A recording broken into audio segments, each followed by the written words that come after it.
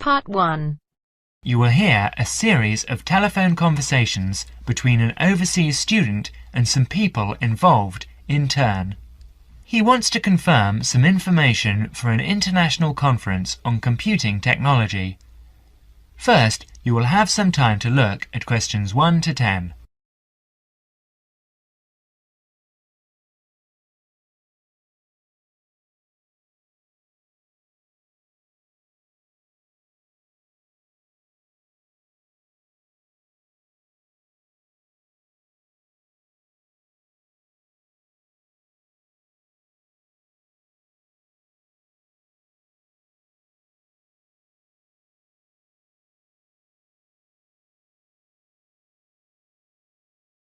Now listen carefully and answer questions 1 to 5.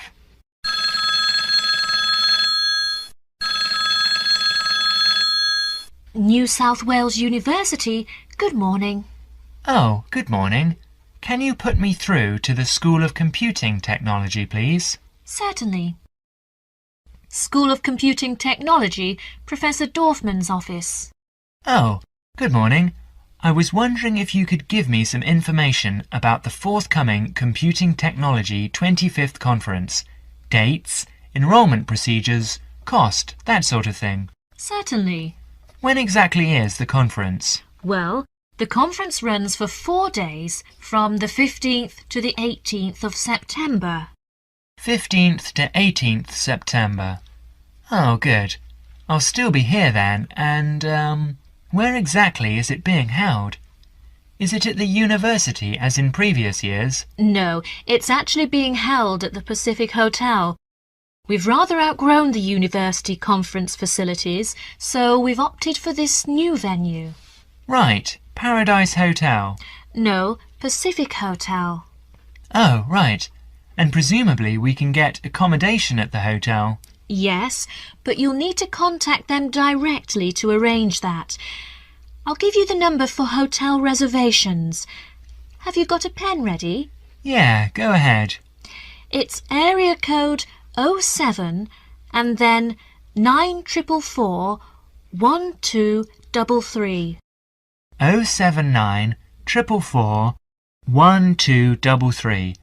And what's the registration fee?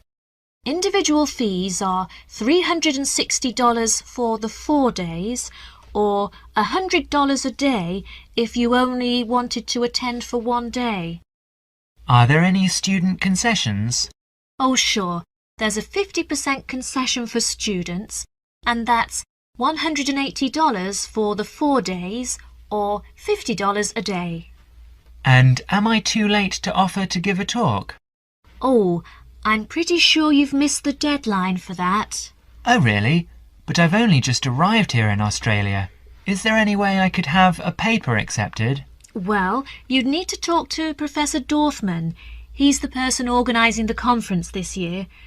I can put you through if you'd like. Oh, yes, please. That'd be great. Oh, and can I just check the spelling of his name? Is that Dorfman? Yes, that's correct. Before the conversation continues, you will have another chance to look at questions 6 to 10.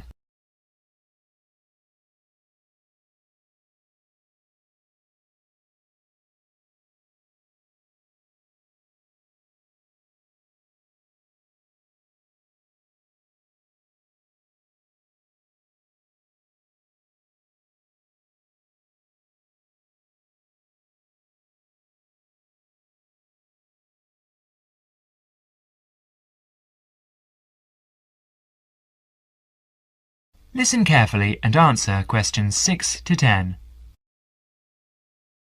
Professor Dorfman speaking. Oh, hello. My name's John Helston. I'm a computing technology student at London University. I'm here in Australia for 3 months, looking at educational application of computing and information technology. Right. I'm interested in giving a talk on my research at the conference, but I believe I may have missed the deadline. Well, strictly speaking, you have. The closing date was last Friday. Oh, no. but we may be able to include your paper if it fits into our program. But you'll have to be quick. OK, what do I need to do? Send me an outline of your talk and make sure you include an interesting title for the talk, something to attract the delegates' attention. OK, interesting title, right. The outline should be no more than 300 words though. Right, I should be able to keep it down to 300 words, but would 400 be OK? No, not really, because we have to print it in the proceedings and we just don't have the space. Sure, I understand. And also, can you send me a short CV? The usual stuff, name, age, qualifications, that sort of thing. Right, include a brief CV. Actually, you can email it to me. That'd be quicker. Sure, what's your email address? Well, the best thing would be to send it to the Conference Administrative Officer. The address is admin in lowercase, you know, in small letters. Right.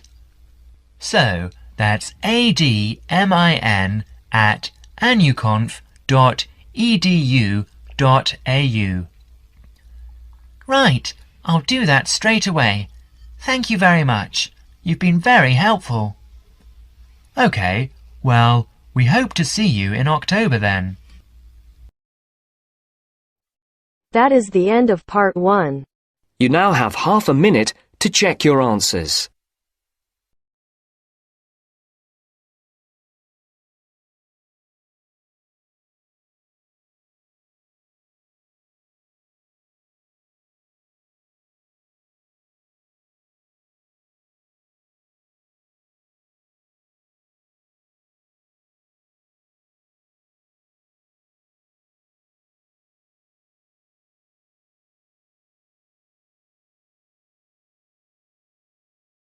Now turns to part 2. Part 2. You will hear a guide talk about cooking ginger on the radio broadcast. As you listen, answer questions 11 to 20. First, you will have some time to look at questions 11 to 20.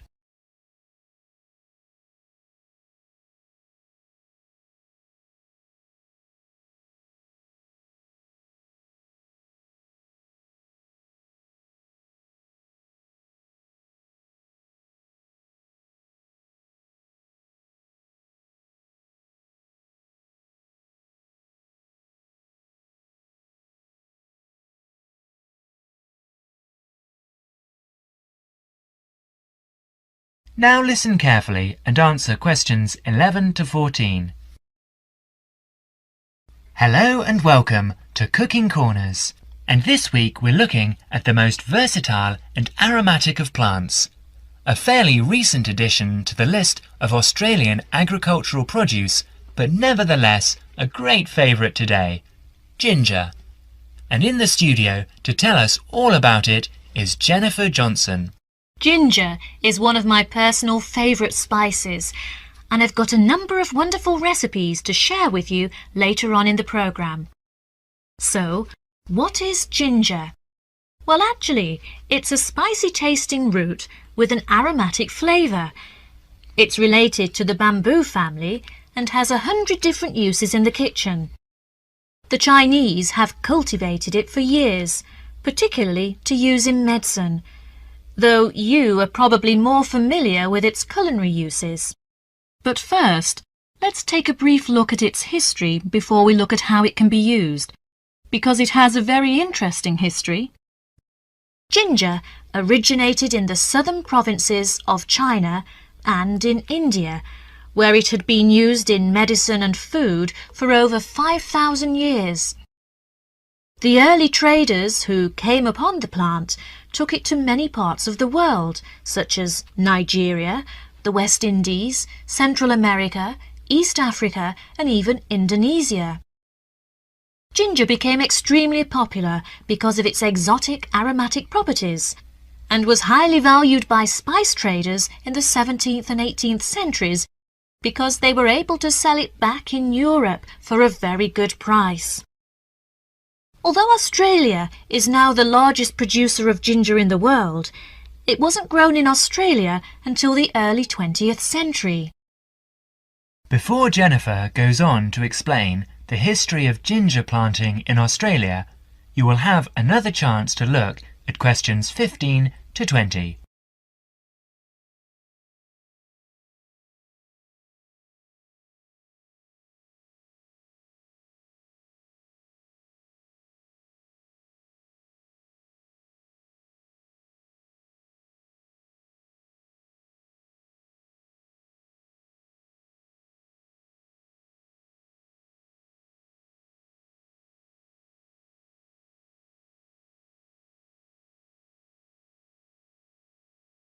Now listen to the rest of the talk and answer questions 15 to 20. Apparently, some pieces of raw ginger found their way to an area about 100 kilometres north of Brisbane in Queensland earlier this century. The comparatively high rainfall and humidity in this area produced conditions which are perfect for growing ginger, so it became well established. But in the early days, the relatively high cost of production placed it as a disadvantage in the market by comparison with the much cheaper ginger produced by other countries with lower production costs. Then, in 1941, the supply of ginger to Australia started to run out. Remember, this was in the middle of the Second World War, when everything was in short supply. This provided a perfect opportunity for the Queensland growers to expand their production and sales. 5 local farmers got together and formed a cooperative association in a place called Buderim. They started with only £25 between them. That was in the days when Australian currency was pounds, not dollars. So they set up the company with 2 wooden vats and 14 tons of raw ginger. But they went on to become the most successful ginger farmers in the world. In fact, nearly all the world's ginger now comes from the Buderim ginger factory in Queensland. 40% of the production is used in Australia, and the remaining 60% is exported overseas to places like Europe, North America, South Africa, and even to Asia, where it originated in the first place. So now, let's move on to look at ways of using ginger in the kitchen. That is the end of part 2. You now have half a minute to check your answers.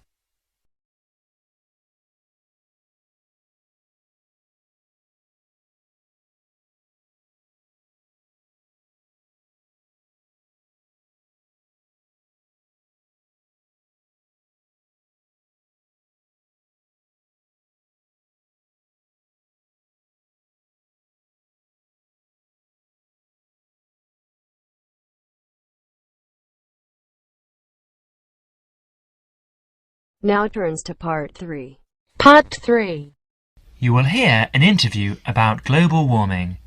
As you listen, answer questions 21 to 30.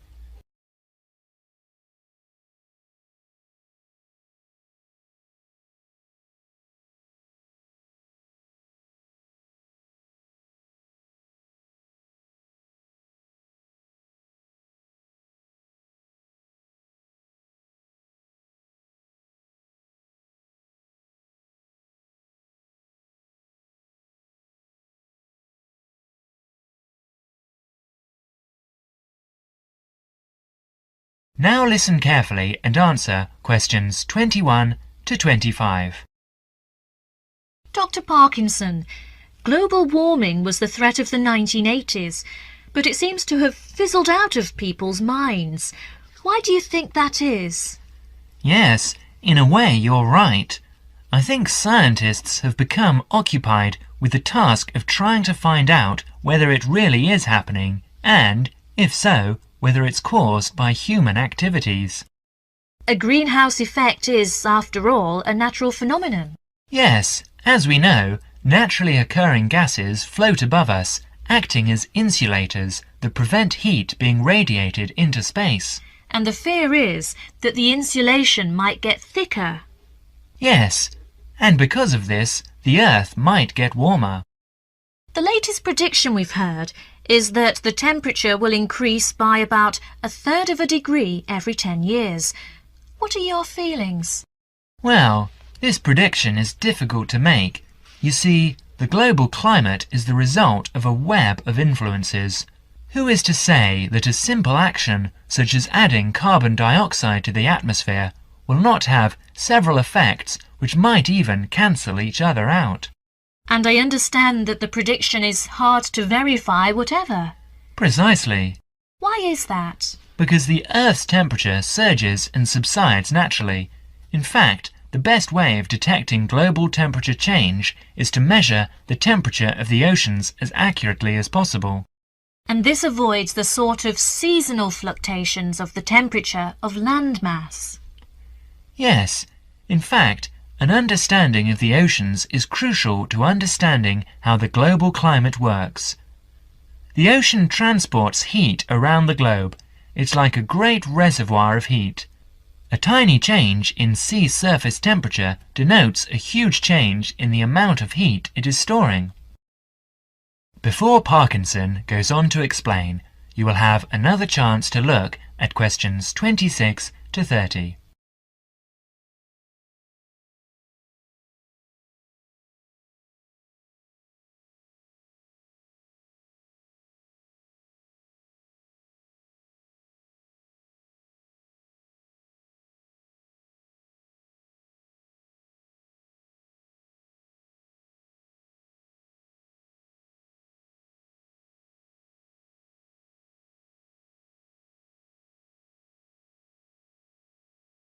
Now listen to the rest of the talk carefully and answer questions 26 to 30. And now, I understand you are looking at ways of refining this measurement of ocean temperature. Yes, for a long time we've measured it by placing thermometers in buoys bobbing in the oceans and also when ships draw water through their engines. It's also been done by satellite, hasn't it? Yes, but now data from a more promising system is being collected. This is the European Along-Track Scanning Radiometer, or ATSR, a much simpler name. The ATSR orbits the Earth above us. And what stage are you at with this? Well, it's been up there 2.5 years now. It's an infrared detector that senses the Earth's temperature with great accuracy, and this is what we need. We have to be able to separate out random changes in temperature. I believe there are other advantages as well. There are several. Every few days it covers the entire Earth, so it produces large quantities of data. It measures the temperature from 2 angles, which allows correction for any effects that the intervening atmosphere may be having on its readings. Its field of view has a width of 500 kilometers, and it measures the temperature to 0.3 degrees centigrade. And it should go on for years? Yes. Thank you, Dr. Parkinson, for talking to us today. And now over to... That is the end of part 3. You now have half a minute to check your answers.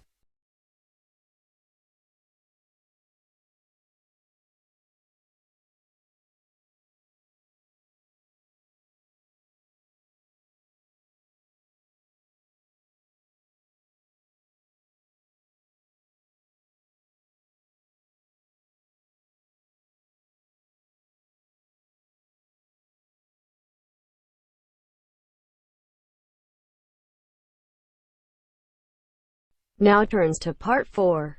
Part 4.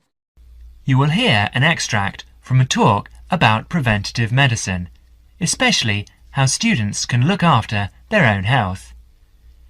As you listen, answer questions 31 to 40.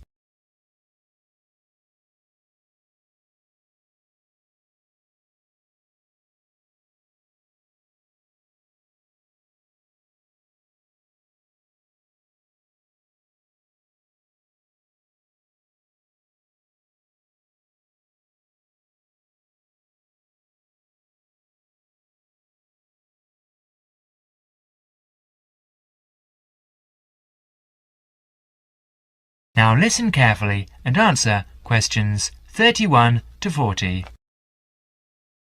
Good morning. I'm Dr. Pat Plant, and I'm here to talk to you about preventative medicine in its widest and most personal aspects. In other words, I'm here to tell you how the patients should wrest control of their health away from the practitioners of medicine and take charge of their own medical destiny. I want to talk about staying out of the hands of the doctor. When a patient takes responsibility for her or his own health, and let's decide the patient is male for now, men are in fact more at risk than women anyway. When the patient takes over his own health regime, he must decide what he wants to do. The first thing, of course, is to give up the demon nicotine. Smoking is the worst threat to health, and it's self-inflicted damage. I have colleagues who are reluctant to treat smokers. If you want to stay well, stay off tobacco and smoking in all its manifestations. Our department has recently completed a survey of men's health. We looked at men in different age groups and occupations, and we came up with a disturbing insight.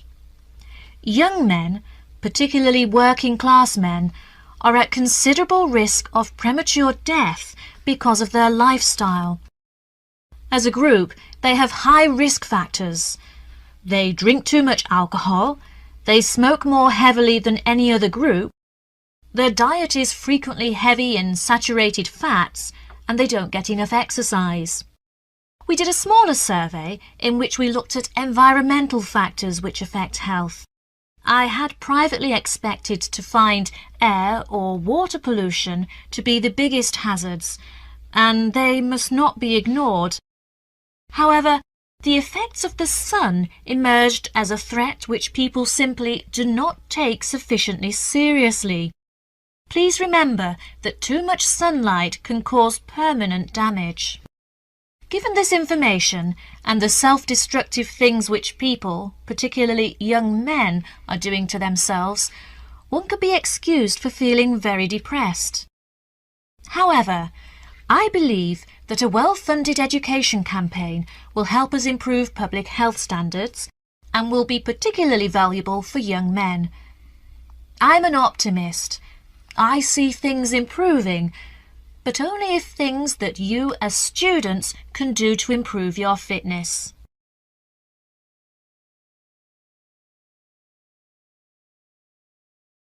So now, I'd like to issue a qualification to everything I say. People will still get sick, and they will still need doctors. This advice is just to reduce the incidence of sickness. It would be great if disease was preventable, but it's not. However, we have power. In the late 1980s, the Surgeon General of the United States said that 53% of our illnesses could be avoided by healthy lifestyle choices. I now want to discuss these choices with you. You should try to make keeping fit fun. It's very hard to go out and do exercise by yourself, so it's wise to find a sport that you like and do it with other people. If you swim, you can consider scuba diving or snorkeling. If you jog, try to find a friend to go with. If you walk, choose pretty places to walk or have a reason for walking. Your exercise regime should be a pleasure, not a penance. The university is an excellent place to find other people who share sporting interests with you, and there are many sports teams you can join. This, unfortunately, raises the issue of sports injuries, and different sports have characteristic injuries. As well as accidental injuries, we find repetitive strain injuries occurring in sports where the same motion is frequently performed, like rowing and squash. The parallel in working life is repetitive strain injury, which may be suffered by typists or other people who perform the same action hour after hour, day after day. In this context, therefore, the most important thing to remember before any sport is to warm up adequately. Do stretching exercises and aim at all times to increase your flexibility. Be gentle with yourself and allow time to prepare for the game you have chosen to play. Don't be fooled by the term warm-up, by the way. It's every bit as important to do your warm-up exercises on a hot day as on a cool one. I think one of the recognitions is that all sports can borrow from each other. Many sports programs are now encouraging players to use cross-training techniques, that is, to borrow training techniques from other sports. Boxers have been using cross-training for years, building up stamina by doing road work and weight training, while honing their skills and reflexes. Other sports which require a high level of eye-hand coordination are following this trend. So you see table tennis players running and jogging to improve their performance, and footballers doing flexibility exercises which can help them control the ball better. All of these results are good, but the general sense of well-being is best and is accessible to us all, from trained athletes to people who will never run 100 meters in less than 15 seconds. Good health is not only for those who will achieve athletic greatness. That is the end of part 4. You now have half a minute to check your answers.